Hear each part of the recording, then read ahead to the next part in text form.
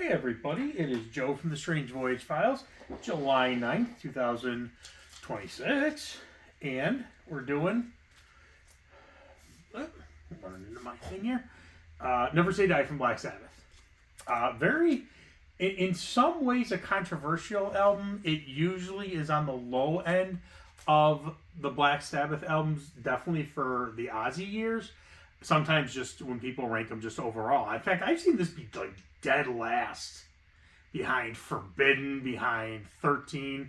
So it's kind of crazy in my eyes. I do love this album, and it is great. And then there's a spot where it just hits a wall.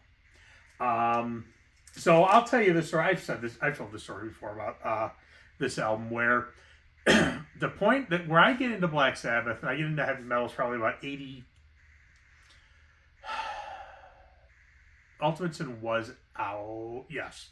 So it had to be 86 where I really start getting into heavy metal. Ozzy first. In fact, I didn't even know Ozzy was in Black Sabbath. Like the first, 6 months or a year I was into heavy metal. And my buddy was over and we're watching Headbangers Ball, and I either Paranoid or Iron Man, the old 1970, 71 music video comes on Headbangers Ball, and I'm like, that looks like Ozzy. He goes, yeah, that is Ozzy. And I go, wait a minute, this is Black Sabbath. He goes, yeah, Ozzy was in Black Sabbath. Oh my God. So like at that point I was already kind of an Ozzy fanatic, so this like opens up the floodgates for me. And I had gotten Speak of the Devil at some, it had to be after that. And I'm like, oh, these are great songs and blah blah blah and blah blah blah. And I think I got We Sold Our Souls for Rock and Roll the very first, because I knew it was a greatest hits, and that's what my buddy May said to do. And I loved everything off it. So, and as you know, it's before Technical Ecstasy and Never Say Die. So when I get to Speak of the Devil, there is this track on there that is not on any albums. Because when I go into Rolling Stones Records in Norwich, and when I go to Musicland, and even the places like in the mall, what was there at the time? I can't think of the name of it, but you would have all known it. It was a nationwide chain.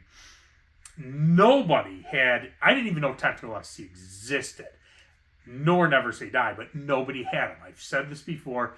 I think Warner Brothers, because they did not sell, they put a halt to production. So at least in my area, it was very difficult to find those two albums. I mean, for me, it was impossible. They just weren't there. And so I go to Rolling Stones, and I was never big into cassettes. I always like to have, I like to have the album. I like to have the artwork and whatnot. I was not a big fan of cassettes. But I go to Rolling Stones, and like on a fluke, because I never even bothered looking at cassettes. It's funny, because I had Killers and Peace of Mind on cassette. And I don't know why I bought, probably did I put them on a Walkman, but I was taping everything in. You get the album, and then you put it on tape. I don't know why I got those two on cassette. Because forever I just had them on cassette. It drove me nuts. So I go to Rolling Stones, and I'm looking, just for the heck of it, I'm looking at cassettes, and I see Never Say Die. And I'm like, oh, whoa. So I get it, and there was a girl there, a lot of the people that were, and they were kids, I mean, they were in their 20s, maybe early 30s, whatever. People that were there forever. And I bring it up, and she kind of looks, and she goes, this has been here forever.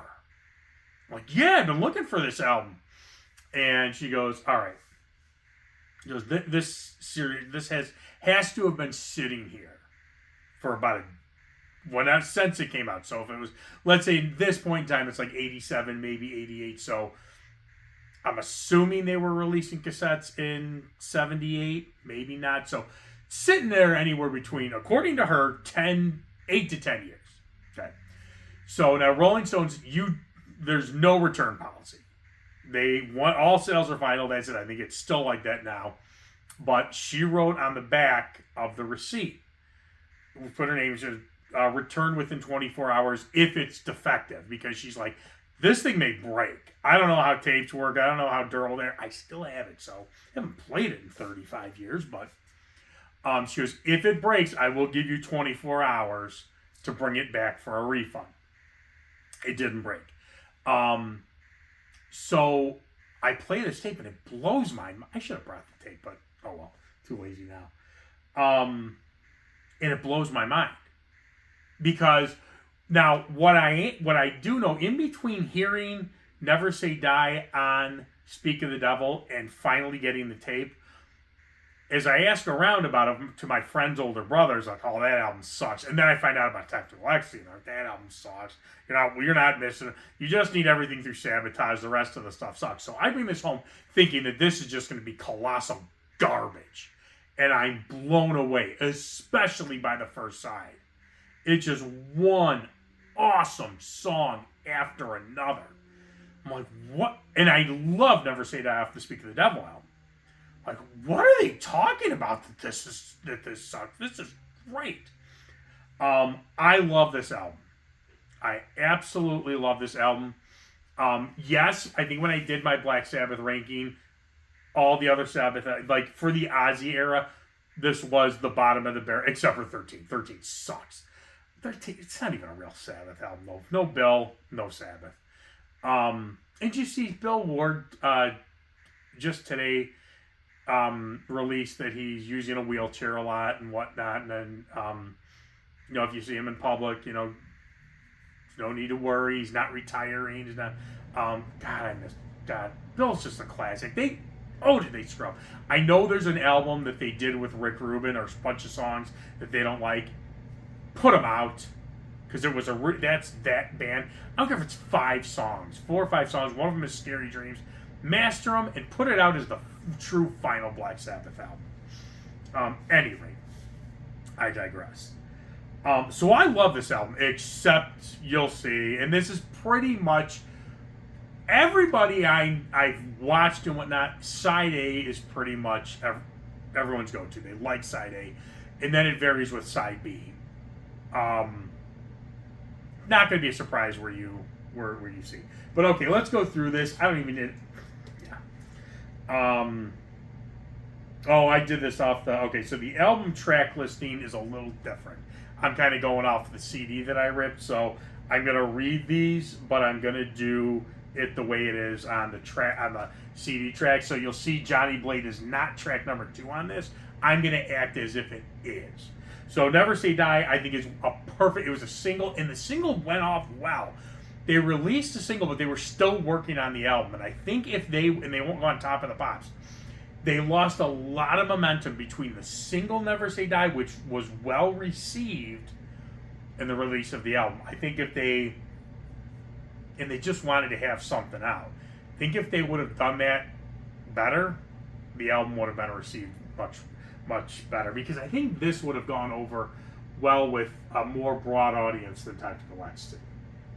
All right. Never Say Die, I think, is a perfect song. It is a 5. It is awesome. The next one is, again, we're going by the CD track listing, how that would go. Johnny Blade. I remember hearing that for the first time, which is kind of rare for me for songs.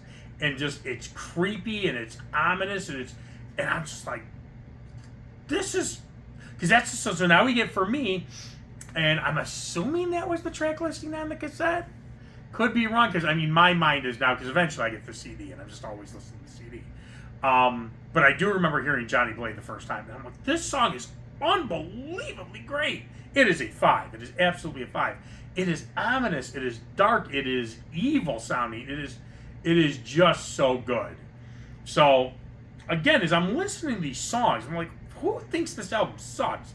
Then Junior's Eyes, which is probably my favorite song off the album. And we just had the video of, what's his name? I can't think of his name now. The guy who took over Ozzy's spot when Ozzy quit. Oh, that's terrible. They released the actual. We always had the audio, but just about 6 months ago or so, they released the video. Terrible. It's absolutely terrible. Not even gonna mess around. But Junior's Eyes is my favorite song off the album. It's phenomenal, absolutely phenomenal, and it's Sadly, it's a deep track. I think if people knew of that song, again, if they had more momentum after the single and they released that, I think this album would have done well with a general audience. Junior's Eyes is a 5. It is awesome. Next one is Hard Road, which, again, I absolutely love. The melody of it, they're really... I know Ozzy hated this album. Bill liked it. I don't know about Tony and Geezer. I don't think they were really praising it too much, but Hard Road's a 5. I love Hard Road. I think the Hard Road is phenomenal. All right. Then we go into Shockwave. Just a killer jam track. A 5. Absolutely great. Tone and the riff is phenomenal.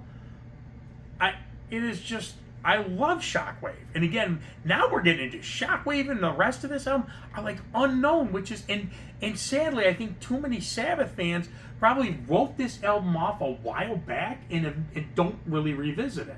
I will say, I started listening to Cross Purposes again last night because I want to like everything from Sabbath.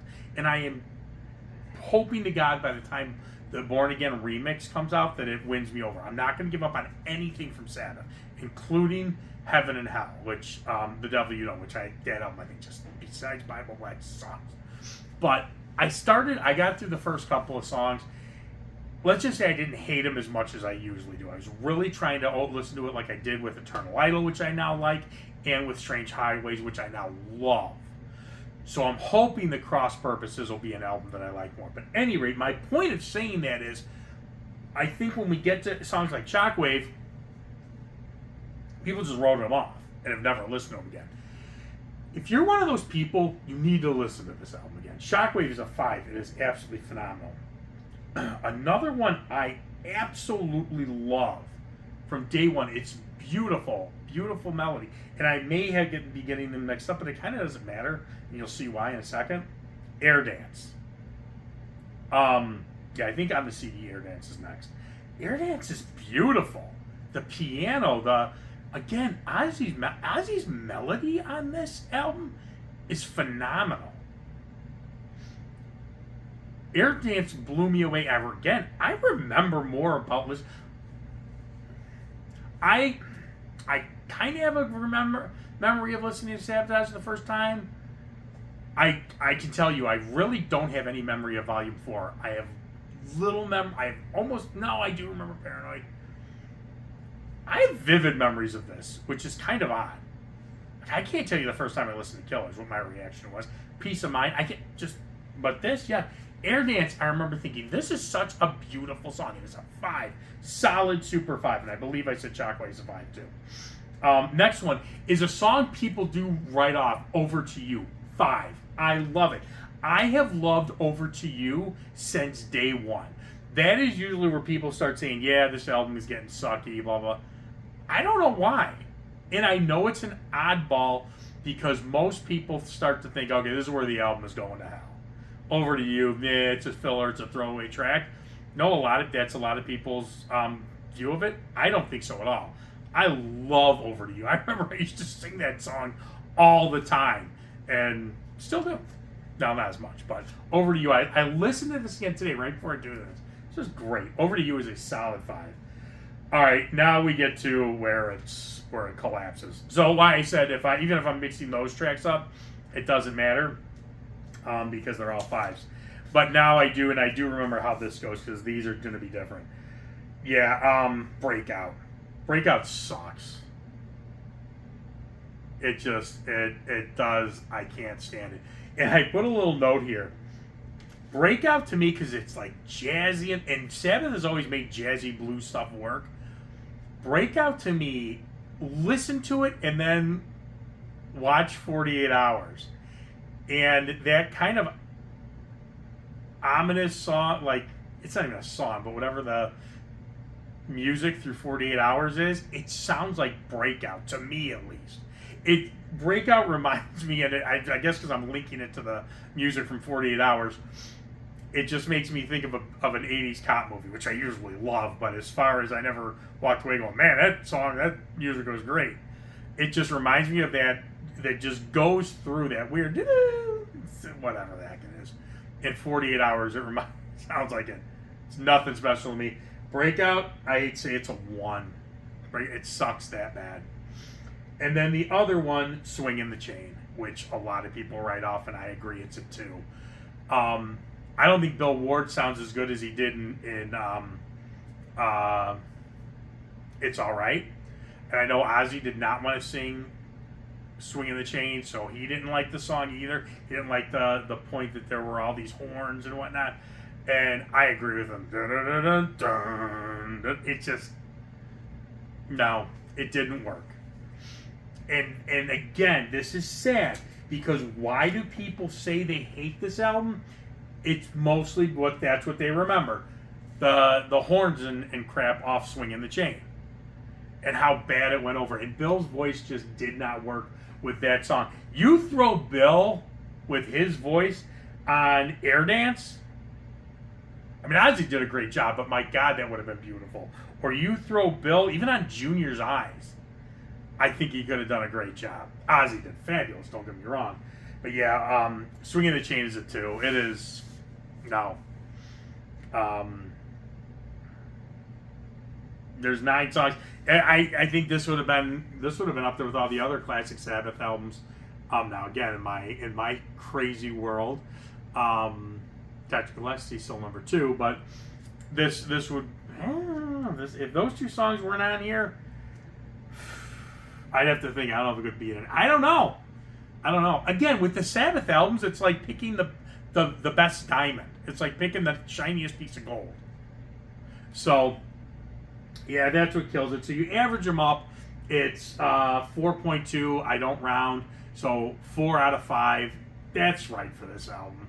It is absolutely not a 5. It is not a Sabbath Bloody Sabbath. It's not a Tactical Ecstasy, which is a 5. It's not a Volume 4. I'm very happy with this being a 4 out of 5. Great album. And again, I know people who love Swinging the Chain. So, with the exception of Never Say Die, Hard Road, Junior's Eyes, and Johnny Blade, the rest of the songs really do kind of go everywhere with people. Do what I'm doing with Cross Purposes. Just try listening to it a couple of times. Maybe, and especially if you have not listened to Never Say Die in years, do it. Because I'm wondering if your 2 cents on it will change. All right, well, thanks for watching. Like, subscribe, all that stuff, and I will see ya. Come on, little remote.